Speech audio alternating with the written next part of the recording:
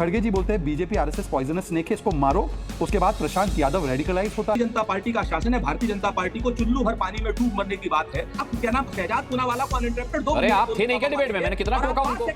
कैसी बातें कर रहे हैं आप? शासन छोड़ दीजिए, सत्ता छोड़ दीजिए, आप बिल्कुल पूरी तरीके से हम लोग संभाल लें। आज जो है ना, जो उत्पीड़न करता है उसके ऊपर कार्रवाई होती है। आप विधानसभा और संसद भेजते थे अतीक अहमद जैसे लोगों को। ऐसा हो गया, वैसा हो गया, नवाब सिंह, अरे जो भी हरामखोर यादव को बचा रहा हो उस अरे शब्द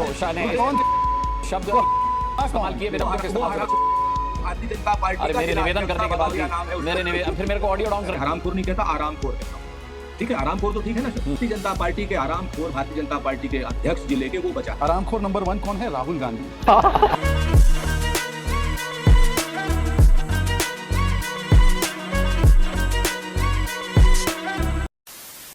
नमस्कार दोस्तों, डिबेट शो की एक और मजेदार वीडियो में आप सभी का स्वागत है। दोस्तों आज की डिबेट वीडियो होने वाली है बीजेपी के प्रवक्ता शहजाद पूनावाला और कांग्रेस के प्रवक्ता सुरेंद्र सिंह राजपूत के बीच में। दोस्तों उत्तर प्रदेश उपचुनाव में हुई हिंसा को लेकर डिबेट चल रही थी, जिसमें कांग्रेस पार्टी के प्रवक्ता गाली गलौज करने लगे, जिसके बाद न्यूज एंकर ने उन्हें डिबेट छोड़ के जाने या फिर उनकी आवाज़ बंद करने तक की धमकी दे डाली। और दोस्तों उसके बाद शहजाद पूनावाला ने जिस तरह से इनकी खुद की अंदाज में इन्हें पेला है, उसे देख के आपको बहुत ही आनंद आने वाला है। तो दोस्तों वीडियो बहुत मजेदार होने वाली है, आपसे अनुरोध अंत तक जरूर देखना। अगर आप चैनल पे पहली बार आए हैं या चैनल को अभी तक सब्सक्राइब नहीं किया है तो चैनल को सब्सक्राइब अवश्य कर लेना। चलिए दोस्तों मेन डिबेट स्टार्ट करते हैं। वीडियो है सर, देख लेना सर, अब तक पहुंचेगा तो मालूम नहीं, देख लेना सर।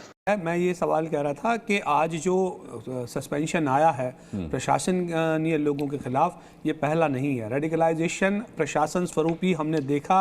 हमने, आपको याद हो तो हमने ट्रेन में भी देखा था कि किस तरह से नाम पूछ पूछ पर गोली मारी गई थी और ये कहा गया था कि आपको इसको वोट देना है, उसको वोट देना है, वो दो लोगों का, जबकि उस वक्त तो चुनाव भी नहीं थे। तो ये रेडिकलाइजेशन तो योगी सरकार में बढ़ा, पला, पोसा और आगे बढ़ता जा रहा है। अब सवाल ये है कि इसको रोकने का काम जिनका है वो रोकने के बजाय उसको ज्यादा प्रोत्साहित कर रहे हैं। इसको कौन रोकेगा? सबसे बड़ा सवाल है। जब ये एनकाउंटर करते हैं दानिश कुरैशी, तब फिर आप सवाल उठाते हैं। जब ये उसे रोकने के लिए एनकाउंटर करते हैं, जब ये उसे रोकने के लिए बुलडोजर चलाते हैं, तो आप कोर्ट पहुंच जाते हैं। जी, तो क्या किसी का आज एनकाउंटर हो गया? नहीं, आज कोई प्रशासनिक अधिकारी का एनकाउंटर कर दिया क्या योगी ने? नहीं किया ना। भारतीय जनता पार्टी के नेताओं का तो एनकाउंटर नहीं होता कुछ भी। प्रशांत यादव रेडिकलाइज होता है अच्छा, और एक दलित कांग्रेस लड़की को के मार शासन देता काल में है। इसका मतलब कांग्रेस और समाजवादी पार्टी दोनों मिलकर उस दलित हत्या के लिए जिम्मेदार है। ये क्यों बोल रहे हैं? ये कांग्रेस के 15 मिनट के बाद समय नहीं बताते। अब सुन लीजिए। हाँ देखिए, ऐसा है, उन्होंने कहा रेडिकलाइजेशन। अभी आप थोड़ा सा कनेक्ट कीजिए।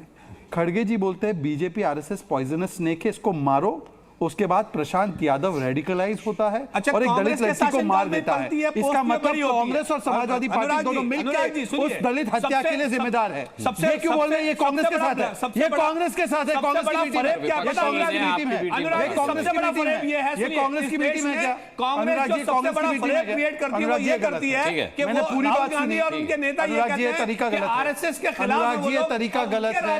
अनुराग जी ये तरीका गलत। बीजेपी को मार दो आरएसएस की, और बीजेपी जो है साफ है। उसके बाद ये घटनाक्रम हुई है। इसका मतलब खड़गे जी ने जो जहर उगला था उसका भी कहीं ना कहीं रोल है इसमें। आज की डेट में जिस दलित बेटी की हत्या हुई है, अगर उसकी बात की जाए तो भारतीय जनता पार्टी का शासन है, भारतीय जनता पार्टी को चुल्लू भर पानी में डूब मरने की बात है कि अपने समर्थक की हत्या होने दे रही है और उसके बाद टीवी पे तो वितंडावाद फैला रही है। तो शहजाद पूनावाला के कहने से हत्या थोड़ी हुई है वो। अरे सुनिए ना, पहले भाई आपके साथ बड़ी समस्या है अनुराग कि आप क्या नाम शहजाद पूनावाला को अनइंटरप्टेड दो। अरे आप थे नहीं क्या डिबेट में? मैंने कितना टोका उनको? सेकंड भी हमें नहीं। कैसी बातें कर रहे हैं? क्या बात करते हैं आप? भाई पूरी बात हो जाने दीजिए, उसके बाद अपना सवाल कीजिए। अच्छा ठीक है, बोलिए। आप हमें इंटरप्ट क्यों कर रहे हैं? आप हमारे संयम की परीक्षा क्यों लेते हैं? बोलिए जी, तो अगर वहां पर जो भारतीय जनता पार्टी की समर्थक दलित जो कथित रूप से आप कह रहे हैं उसकी अगर हत्या हुई है, तो योगी प्रशासन के लिए, भाजपा प्रशासन के लिए, भाजपा शासन के लिए चुल्लू भर पानी में डूब मरने की बात है। और उससे भी ज्यादा डूब मरने की बात यह है कि सरकार भी नहीं, इनकी कहते हैं लश्कर भी तुम्हारा है, सरदार तुम्हारा है, तुम झूठ को सच लिख दो, अखबार तुम्हारा है, और इस दौर के फरियादी जाए तो कहां जाए, सरकार तुम्हारी है, दरबार तुम्हारा। सब चीजें आपके होने के बाद आपके समर्थक की अगर हत्या होती है कथित रूप से, और उसके बाद उसका रोना आप टीवी पे आकर के रोते हैं, तो ये चुल्लू भर पानी में डूब मरने की बात है। आप शासन छोड़ दीजिए, सत्ता छोड़ दीजिए, आप बिल्कुल पूरी तरीके से हम लोग संभाल लेंगे और जिसकी भी वो होगी कानून सम्मत कठोर वैधानिक कार्रवाई करेंगे। तीसरी बात आप बात करते हैं कि साहब आईजी क्या नाम आईडी पुलिस चेक नहीं करेगी तो कौन करेगा, ये भारतीय जनता पार्टी के प्रदेश अध्यक्ष कह रहे हैं।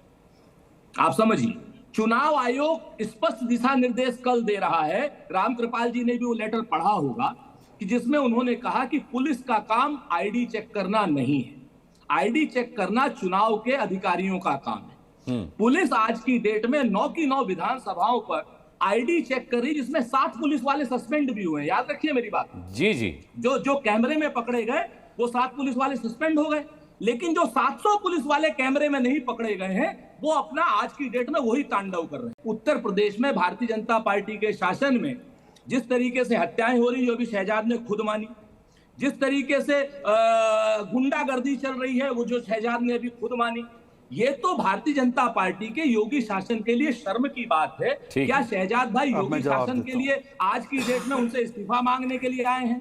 अमित शाह के आदमी होकर के आए हैं, नरेंद्र मोदी के आदमी होकर के आए हैं, किसके आदमी होकर के आए हैं, ये शहजाद भाई को बताना चाहिए। शहजाद भाई बताइए किसके आदमी हैं आप?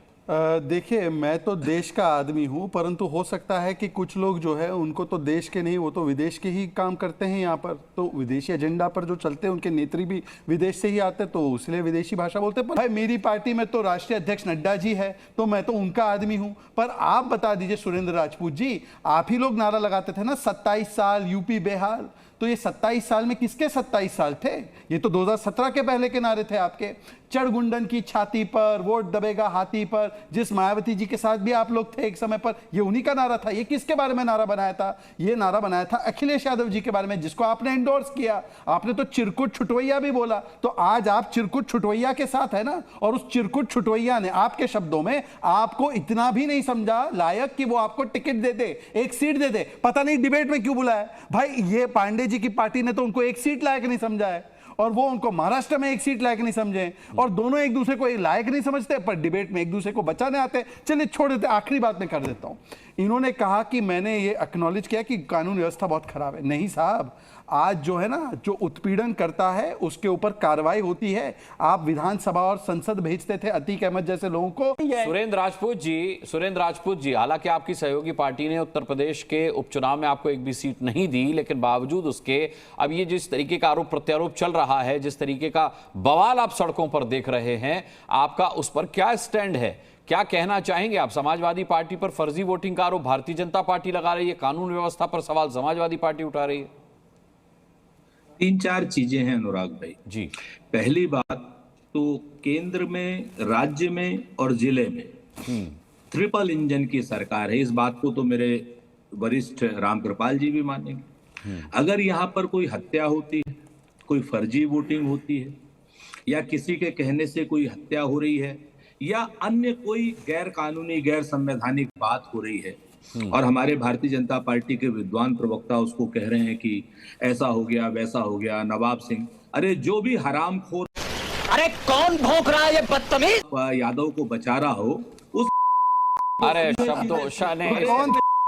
शब्द इस्तेमाल किए बिना भी आप अपनी बात, मैं आपको गुस्सा समझ सकता हूं, लेकिन ऐसे शब्दों के इस्तेमाल से बचिए। भारतीय जनता पार्टी अरे मेरे निवेदन करने के बाद भी फिर मेरे को ऑडियो डाउन करनी पड़ेगी। निकलो बाहर, निकालो इसको। सर मैं कभी करता नहीं अपनी डिबेट में, पर इस तरीके की शब्द शैली आप इस्तेमाल करेंगे तो मुझे ऑडियो डाउन करनी पड़ेगी। राजपूत जी सुनो, ऐसा करो अनुराग, मेरी आवाज आ रही है? जी आ रही है। अगर आपको ऑडियो डाउन करना है तो आप मेरे को हटा दो, मैं हट जाता हूं, मुझे कोई नहीं, मैं तो आपसे कह रहा हूं संयमित भाषा का इस्तेमाल कीजिए, बात पूरी रखिए। मैं आपको ऐसे नहीं हटा रहा, मैं कह रहा हूं कि इस तरीके की शब्द शैली इस्तेमाल। एक चीज पहले आप सब समझ लो चीजों को। होता क्या है कि नवाब सिंह यादव को भारतीय जनता पार्टी के हरामखोर नहीं कहता, आरामखोर कहता हूं। ठीक है, आरामखोर तो ठीक है ना शब्द? कैसी अपमानजनक बातें कर रहा है लड़का, ये अश्लील है ये लोड़ा। भारतीय जनता पार्टी के आरामखोर भारतीय जनता पार्टी के अध्यक्ष जिले के वो बचाते हैं। चड्ढा समझाओ इसे, समझाओ। कोई सपा वाला नहीं बचाता, क्योंकि सपा का नेता ही नहीं था वो नेता वहां। अभी बदत है भाई, अभी बदत है। इन्होंने पहले एच के कहा, फिर उन्होंने बोला आरामखोर बोल देता हूं। आरामखोर नंबर 1 कौन है? राहुल गांधी। क्योंकि राहुल गांधी के मंच पर नवाब यादव थे लोकसभा चुनाव में। आरामखोर नंबर 2 कौन है? अखिलेश यादव। जूही सिंह ने पता है क्या बोला? 15 साल की बच्ची नवाब यादव के यहाँ क्या जॉब मांगने गई थी? तो अच्छी बात है कि सुरेंद्र राजपूत ने माना कि आरामखोर नंबर 1 राहुल गांधी, आरामखोर नंबर 2 अखिलेश यादव, आरामखोर नंबर 3 जूही सिंह है। ये 3 आरामखोर बैठे हैं इनकी पार्टी में। हाँ भाई, कैसी लगी आगे स्वाद?